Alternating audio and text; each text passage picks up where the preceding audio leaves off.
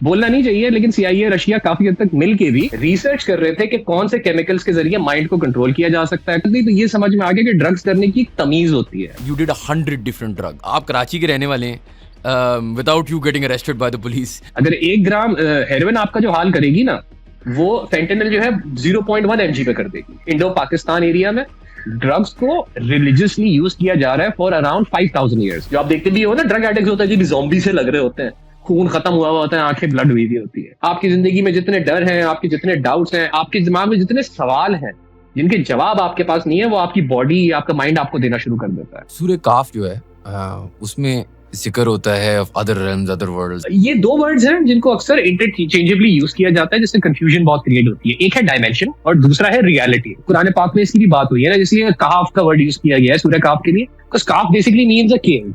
एक काफ में जाने से या एक केव में जाने से आपने अपनी बॉडी का टाइम रोक दिया। तो अगर कोई आगे कह रहा है कि मुझे साइकेडेलिक्स पे गॉड का एक्सपीरियंस हुआ है, वो डिवाइन एनर्जी की बात कर रहा है, वो प्योर बेसिकली कॉन्शियसनेस की बात कर रहा है। गॉड को आप एक्सपीरियंस ही नहीं कर सकते।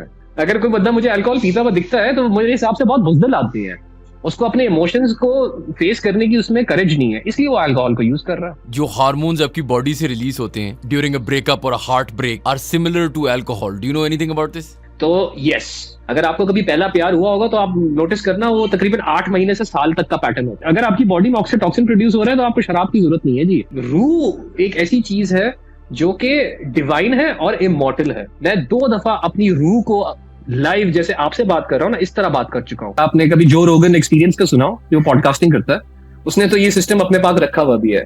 इसको बेसिकली कहते हैं सेंसरी डेप्रिवेशन टैंक। इससे अगर आप पैसे बना रहे हैं तो are you a modern day peer? उस इंडस्ट्री में मैं घुस रहा हूँ तो मैं एज अ स्पिरिचुअल कोच और स्पिरिचुअल गाइड घुस रहा हूँ, मैं एज एन इन्फ्लुएंसर नहीं घुस रहा। बस ये फर्क है कि ना सिर्फ मैं इससे अर्निंग करूं, बल्कि एक कम्युनिटी बनाई जाए जिसमें मेरे तरह के और लोग, क्योंकि जब आप स्पिरिचुअलिटी को एक्सपीरियंस करते हो ना, आप डिटैच हो जाते हो इमोशन से।